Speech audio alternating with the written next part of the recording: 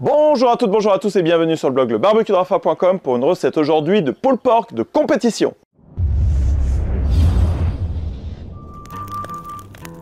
Selon moi, le pulled pork, c'est une viande que j'adore, t'as vraiment l'effet waouh quand tu arrives devant tes amis, tu effiloches comme ça. Ça a un super bon goût, ça se marie avec plein de choses. On peut le mettre en burger, en tacos, juste à l'assiette. C'est vraiment hyper bon. Je vous ai déjà fait des tonnes de vidéos sur le sujet. Dernièrement, je vous avais fait le pulled pork en 80-20. Donc, comment avoir un pulled pork 80, donc un 8 sur 10 avec 20% des techniques de compétition. Aujourd'hui, justement, on va faire le modèle 100%, le pulled pork 100% avec 100% des techniques et des choses à savoir. Pour ça, on va le faire sur ce barbecue, le Pit Boss Champion Barrel. Je vais tout vous expliquer sur ce barbecue. Allez, on va directement en cuisine parce qu'on a un peu de taf aujourd'hui quand même. Hein. Je vous avais dit que dans le pulled pork 80-20, donc dans la méthode qui était vraiment très facile, on prenait juste de l'échine. Là, on va prendre un morceau de l'épaule avec du cou. C'est ce que l'on appelle un Boston butt. Alors, butt, et je viens de vous dire que ça veut dire les fesses, et je viens de vous dire que c'est une partie de l'épaule, tout simplement parce qu'en fait c'était la coupe que l'on pouvait mettre dans un baril au niveau de la guerre civile aux États-Unis, et donc c'était une coupe, les morceaux les moins populaires étaient envoyés dans des barils, et pour que ça rentre au départ de Boston, et tout simplement on les coupait avec une forme spécifique. Alors normalement c'est un petit peu plus carré, mais c'est pas des coupes que l'on retrouve en France, ils sont très compliqués, donc là j'ai vraiment demandé à un boucher professionnel de couper comme ça. On va regarder de manière plus précise la découpe du Boston butt pour faire vraiment le pulled pork de compétition, parce qu'en fait cette coupe là va avoir le bon ratio entre le gras que l'on voit ici, la viande, il va bien s'effilocher avec des morceaux un petit peu plus secs comme ici, et ça va être parfait, et on garde un bout de l'épaule là, de l'omoplate. Alors dans un premier temps, quand on regarde, là j'ai rajouté la colonne vertébrale. Alors ce qu'il va falloir, c'est couper ici assez haut, quasiment au niveau de la tête. Voilà, tout juste, parce qu'on va devoir conserver ce muscle-là, qui est le muscle le plus important qu'on appelle le money muscle. C'est celui qui fait gagner le titre, c'est pour ça, c'est l'argent, il est gagné dans les compétitions grâce à ce muscle-là, qui représente le parfait ratio entre le gras, hein, on voit bien ici que c'est bien marbré, donc la viande, le gras, la tendreté, voilà, c'est ce muscle-là que les juges attendent le plus. Donc voilà, on coupe ici, pas trop court pour garder vraiment cet espace-là, donc moi il est un petit peu court, mais c'est pas grave, on n'est pas en compétition, donc ça va. Et ici ensuite on vient couper entre la 4 et 5e vertèbre, hein, la 4 et 5e côte, excusez-moi, donc 1, 2, 3, 4, on voit comme ça, eux ils font parfois entre la 3 et 4e, c'est pour ça que je vous dis c'est pas exactement la même taille, mais voilà, en gros vous faites du coup sur les premières cervicales, et là vous redemandez à couper entre le 4e et 5e, et ensuite on va pouvoir enlever la colonne vertébrale, comme ça, des deux côtés. Ici, de ce côté-là, la jambe va être coupée environ 2-3 travers de doigts de la colonne vertébrale. Donc on coupe tout ça pour avoir vraiment l'os ici que l'on voit, qui est hyper important parce qu'en fait on sait que c'est cuit quand cet os-là va pouvoir s'enlever tout seul. Donc là on le voit bien. Vous voyez, quand je tape, c'est vraiment dur. Ensuite, de l'autre côté, donc en fonction des porcs, ils vont être découenés, on va les dégraisser. Alors moi, je vais les laisser comme ça parce que c'est parfait. Là, ça va laisser vraiment une couche de protection. Ça va être super. Donc je répète, on coupe ici tout proche de la tête, entre la 3 et 4e ou 4 et 5e côte sur le bas. On coupe au niveau de la jambe, 2-3 travers de doigts au niveau de la colonne. Et voilà, on a notre morceau qui est parfait. Ouf, regardez comment il est bien gras celui-ci. On va se régaler. Allez, on passe à l'injection maintenant. En fonction du morceau de porc que vous allez pouvoir bien vérifier. Regardez, moi il reste un tout petit bout d'os par exemple ici. Donc on enlève, on vérifie bien qu'il n'y en a pas. Voilà, s'il y a des morceaux de gras un petit peu trop importants comme là par exemple, vous pouvez le couper. Donc voilà, ça c'est aussi un des trucs qui fait que le pulled pork sera plus ou moins meilleur en fonction du gras que vous laissez et du ratio viande gras. Bon écoutez, là on est déjà pas mal parce que moi je veux vraiment garder assez de gras pour qu'il ait un bon goût. Et voilà à quoi ressemble notre morceau de viande déjà dans un premier temps. On va commencer par une injection en fait pour venir faire comme une petite saumure pour qu'il ait vraiment un goût très tendre. Alors il faut savoir que comme c'est du pulled pork de compétition, on va être sur un profil de saveur qui est quand même très sucré. Hein. C'est comme pour les candy ribs, voilà, c'est vraiment pas des saveurs qu'on a l'habitude. Donc moi je vais faire un mélange qui va très bien entre avec le sucre et le porc. Donc là j'ai mis 20 centilitres de nectar. Là, c'était quoi? Nectar pêche abricot, et puis 20 centilitres de jus de pomme. Voilà, on met ça. On va mettre un petit peu de rub aussi. Donc là, c'est du rub d'un champion du monde, Myron Mixon.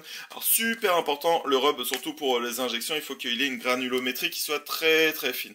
On va voir ça. Voilà, vous voyez comment c'est très fin. Donc, même de manière générale, même quand vous allez faire du Sopasco, par exemple, pensez à bien...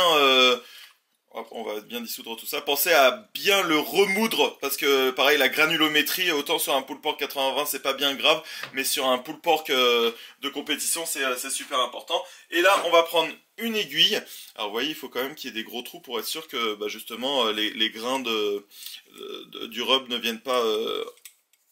viennent pas boucher la seringue. Et on va pouvoir mettre, voilà, environ 10% du poids de l'échine, donc là, du morceau, hein, là ça fait à peu près 4,5 kg, en injection, et environ tous les 2,5 cm. C'est-à-dire qu'on va tracer des lignes, comme ça, on va tracer des lignes de 2,5 cm de l'autre côté, et à chaque point de rencontre, on va pouvoir injecter. Donc bah, voilà, c'est très simple, hein, donc moi je mets comme ça. Et on va mettre ici, donc on va commencer là.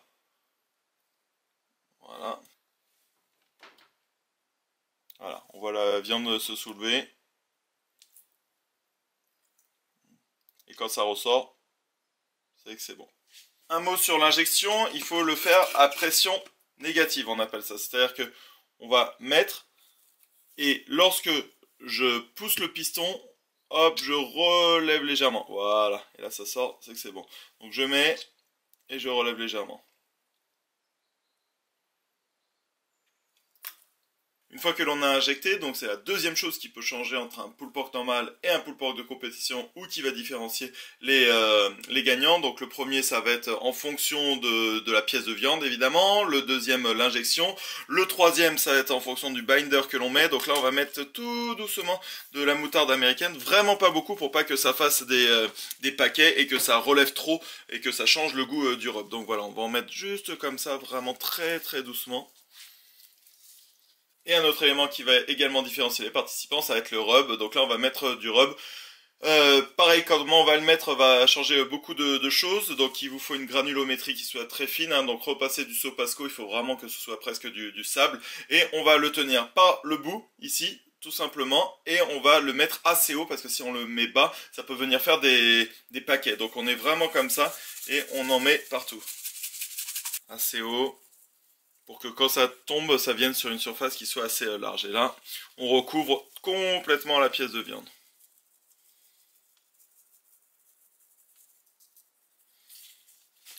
On met notre main sur le côté pour rabattre. Et pour se souvenir que le dessous, c'est le dessous, bah on va toujours le laisser en bas. Voilà. On vérifie.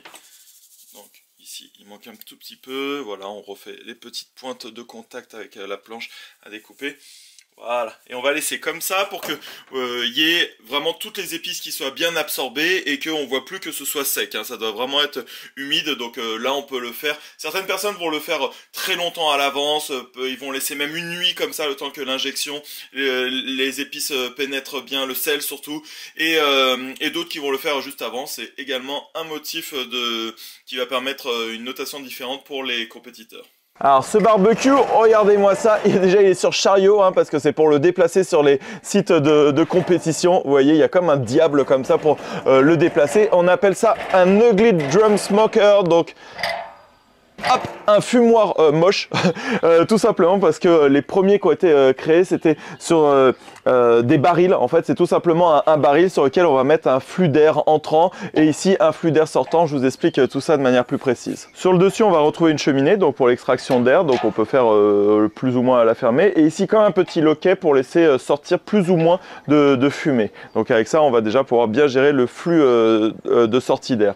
On retrouve une large poignée ici et à l'intérieur, on a plusieurs choses. Déjà, on a un rack pour lever pour les saucisses ici, hop. Voilà, donc ça c'est pour fumer les saucisses ou même fumer à froid. Ça c'est vraiment sympa pour suspendre les choses. Et ensuite, on a 3 grilles comme ça de 57 cm. Donc, il y a une capacité de dingue dans ce barbecue. Et à l'intérieur, vous allez voir vraiment. Et cette pièce va vraiment tout changer parce que le feu va venir d'en dessous. Et en fait, vous voyez avec la forme un peu hélicoïdale de ça. Hein, donc, c'est une pièce qu'on peut enlever. Donc, le feu est juste là en dessous. On le voit, hein, des restes parce que j'ai tout brûlé pour avoir un bon goût.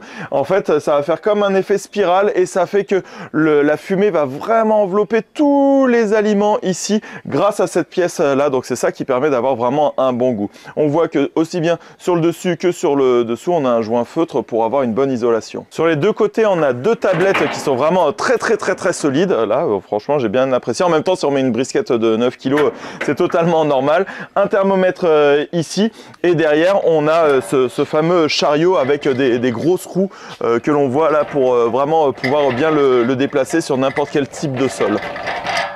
Et des deux côtés, on a vraiment ces tuyaux où on va pouvoir gérer l'entrée et la sortie d'air. Donc, hop, on va le mettre de ce côté-là. Donc voilà, là, on va faire vraiment une rentrée d'air parfaite. Donc, il y en a des deux côtés hein, pour que ce soit vraiment bien réparti. Et c'est pour ça qu'on appelle ça un UDS, Ugly Drum Smoker, parce qu'en fait, les gens prenaient un baril, ils rajoutaient ça, ils le mettaient sur un diable. Voilà, il n'y a rien d'exceptionnel, mais celui-ci le fait vraiment bien. Et une des particularités, c'est que normalement, quand on est sur un baril, le feu est en bas et on a difficilement accès. Mais là, regardez, ils ont vraiment développé ce tiroir ici pour avoir accès de manière très facile au bois. Et en plus, vous voyez, pour le nettoyer, donc là, c'est exactement ce que je vais faire. J'ai juste à prendre cette boîte, cette firebox, pour venir enlever les résidus de cendre. Donc, comme j'ai fait une bonne chauffe à 200 degrés, comme sur tous les nouveaux barbecues que j'ai pendant 1 heure, et je vais pouvoir enlever ça. J'ai vraiment de la chance de pouvoir tester à peu près tous les types de barbecues que je souhaite. Donc, je vous ai déjà montré plein de choses sur les barbecues offset, les Kamado, les kettle, les Weber Smoky Mountain, les bullet smoker, enfin vraiment plein de choses, mais j'avais pas encore de vidéo sur les ugly drum smoker comme ça, les UDS on va dire hein, maintenant.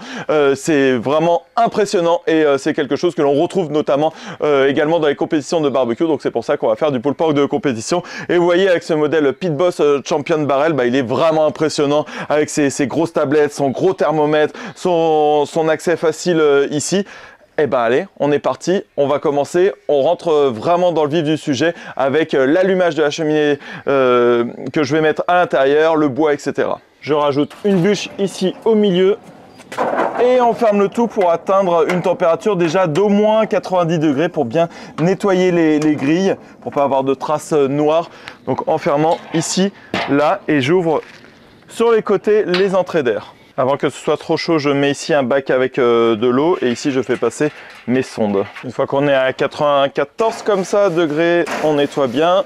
Voilà, ça veut dire que là on va avoir une belle fumée, on va avoir un bon goût, une grille propre, une bonne humidité, un bon rub ici, une bonne injection. Et regardez, voilà, le rub permet de bien faire accrocher la fumée, de bien faire accrocher le rub également, et il faut avoir ça, c'est-à-dire qu'on a l'impression que la pièce de viande est en train de suer. Voilà, exactement, là on est vraiment parfait. Donc on fait ça et on va mettre une sonde dans la partie la plus charnue de la viande, voilà, comme ça, et on va laisser là pendant environ 4h30 pour avoir vraiment une belle coloration. On vient bien dans 1h30, 2h déjà le vaporiser un petit peu, mais là on est absolument parfait avec la couche de gras toujours vers le bas. Allez, on ferme comme ça. Et après, en cours de fumage, je peux rajouter des petits morceaux de bois comme ça en fonction du flux d'air. Donc, gros flux d'air, grosse bûche, petit flux d'air, petits morceaux de bois, des chunks comme ça. Et puis, on va laisser fumer hein, tranquillement. L'échine est à 25 degrés de température interne. Oui, super, vous voyez. Alors, déjà, plusieurs choses à voir. Alors, on voit l'humidité ici. Vous voyez, il y a un petit peu de jus là, comme ça. Et par contre, il existe des points noirs un petit peu, genre ici, là, sur le dessus, sur les crêtes, un petit peu sur le côté. Donc, on va faire un mélange dans un pulvérisateur comme ça. Alors, je prends vraiment le pulvérisateur premier prix, avec un mélange 50% de jus de pomme et 50% de vinaigre de cidre. Et là, je viens bien en mettre partout. Alors, ça a plusieurs choses. Donc, ça va permettre d'éviter donc les hot spots, comme ça, les points noirs. Et ça va permettre d'avoir une viande qui sera plus attendrie grâce au vinaigre et une meilleure coloration grâce au sucre contenu dans le jus de pomme. Donc, voilà, ça, c'est une des différences aussi avec ce que l'on a déjà vu. Donc on va bien pulvériser comme ça toutes les demi-heures maintenant jusqu'à temps que l'on emballera la viande, donc aux alentours des 68-70 degrés. On laisse comme ça, toujours à la même température. Voilà, en gros ce qu'il faut viser, c'est vraiment une fine fumée bleue. Vous voyez ici je suis au max et on voit une fumée qui est quasiment transparente et surtout on est sur un fond avec les tuyas comme ça, on voit bien. Voilà, c'est vraiment une fine fumée bleue, vraiment pas épaisse pour pas donner un goût acre. On la voit mais on voit qu'elle est vraiment presque invisible en fait. Lorsque l'on arrive à environ 68-74 degrés de température interne, oui, regardez comment c'est. Donc ça, c'est ce qu'on appelle the bark, hein, donc c'est vraiment cette couleur noire comme ça. Alors on voit que l'os dégage très légèrement ici, hein, vous voyez ce recoin, mais on n'y est pas encore. Hein. Là, c'est vraiment la première phase, donc ça a pris suffisamment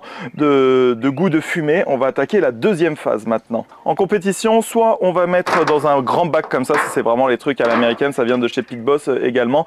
Soit on met dans du papier bouché, mais on va faire la deuxième technique qui s'appelle du braisage. Ça veut dire que l'on va cuire en mettant un liquide au fond. Donc on met là du jus de pomme, vous mettez absolument ce que vous souhaitez et on va transférer l'épaule de porc ici. Voilà. Et comme on est sur des saveurs que l'on n'a pas du tout l'habitude, on va rajouter du beurre dans un premier temps. Hein. Ça c'est vraiment ce que recherchent les juges américains lors des compétitions. Hop, on en rajoute encore. Et comme on est sur du porc, donc que ce soit pour des ribs ou pour de l'échine de porc, on va rajouter du sucre parce qu'on est sur un profil qui est vraiment très sucré.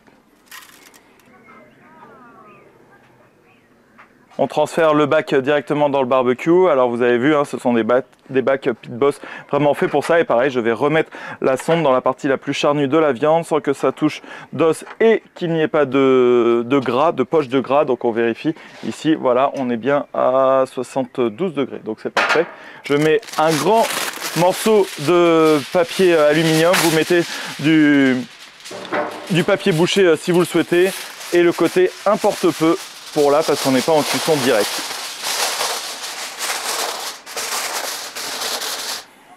On s'assure que ce soit bien hermétique. Et on laisse cuire comme ça jusqu'à une température interne de 93-95 degrés. Donc là je l'ai augmenté un peu à 150 degrés et quand on arrive à 94 degrés de température interne, on va voir à quoi ça ressemble ici. Allez, c'est parti. Regardez, déjà on va ouvrir sur le côté. Ouh, vous voyez là les petites bulles, alors vous voyez peut-être pas bien, on va rapprocher là. Voilà, comme ça on voit mieux les petites bulles, on voit que c'est bien en train de braiser. Et regardez surtout ici, l'os se dégage. Ouh, là j'ai pas grand chose à faire pour qu'il vienne. Donc on est vraiment bien au niveau de la température. Et le test ultime évidemment, hein, c'est de prendre une sonde comme ça et de venir la planter. Voilà, vous voyez qu'il n'y a aucune résistance, un peu partout. Bon bah là on est bien, hein. Ouais, super. On va laisser jusqu'à 95 degrés encore un tout petit peu. Mais là, on voit vraiment l'os qui est prêt à partir. Et j'ai rien à faire. On le fait pas. Allez, on le fait. Voilà. Vous voyez? Ouh, c'est chaud. Allez, on le remet comme ça. On va laisser encore un tout petit peu. Et quand on arrive comme ça à 95 degrés de température interne, on prend ici, on enlève bien la sonde. Voilà, on vérifie. Et on va mettre ça dans une glacière juste ici. Que l'on ferme et on laisse comme ça pendant 1 heure encore environ. On est parti au bout de quelques heures dans la glacière. Ouf, vous avez vu la fumée, donc là ça veut dire qu'on est super bien là-dessus. On sort le pulled pork. Oh, super. Dans un premier temps, je vais garder un peu de jus de côté, mais un petit peu dans le fond de la barquette quand même. Et une fois qu'on est là, alors regardez la petite astuce, hein, ici j'ai mis des gants, vous savez c'est les gants que j'utilise moi pour couper à la mandoline et tout, pour pas se couper les doigts, et puis dessus on rajoute des gants comme ça en nitrile. On a vu que l'os sortait super bien, vous avez vu ça, c'est incroyable. Et puis là on va pouvoir sortir, ouf, regardez, vous voyez le morceau qui va s'effilocher, s'enlever tout seul, une belle couleur noire, hein, on appelle ça the bark, et donc là on a juste à prendre et regardez comment ça s'effiloche tout seul. Voilà, et là une échine de porc de 4 kg, regardez, juste le temps de discuter, en 30 secondes on va pouvoir l'effilocher. Alors c'est extraordinaire, voilà. Et il y a un morceau, regardez, qui s'effiloche un petit peu différemment. C'est ce que je vous parlais tout à l'heure, le money muscle.